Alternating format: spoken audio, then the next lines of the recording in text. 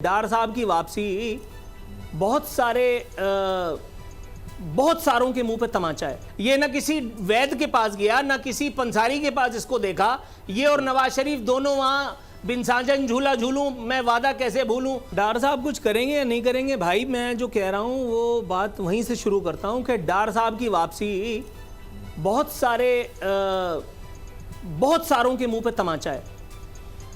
ये आपको शऊर देता है कि वो जो आप बता रहे थे ना कि फलाने लोगों को शऊर दे दिया, फलाने लोगों को फलां दे दिया, कक नहीं मिला, कुछ नहीं मिला।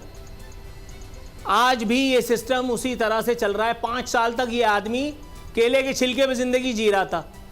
5 साल के बाद इसको इजराइल अलैहिस्सलाम से जो है वो छुटकारा किसने दिला दिया भाई? आज तक मैंने कोई डॉक्टर, कोई तबीब ऐसा नहीं देखा कि जिसको देख के इजराइल अलैहिस्सलाम फरार हासिल कर लेते हो माज़अल्लाह। ये ना किसी वैद्य के पास गया, ना किसी पंसारी के पास इसको देखा।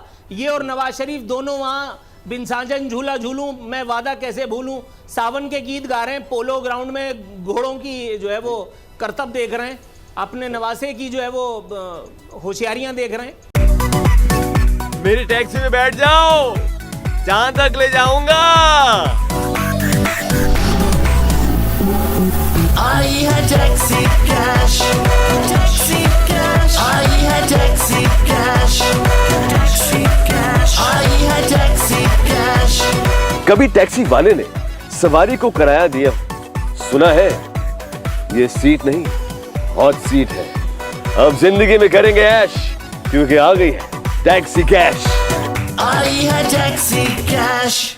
बोल एंटरटेनमेंट के शोज देखने के लिए हमारे चैनल को सब्सक्राइब करें और बेल आइकन पर क्लिक करना ना भूलें। सबसे ज्यादा व्यूज, सबसे ज्यादा रील्स और सबसे ज्यादा रेटिंग के साथ बोल अब भी नंबर 1 पोजीशन पर बरकरार।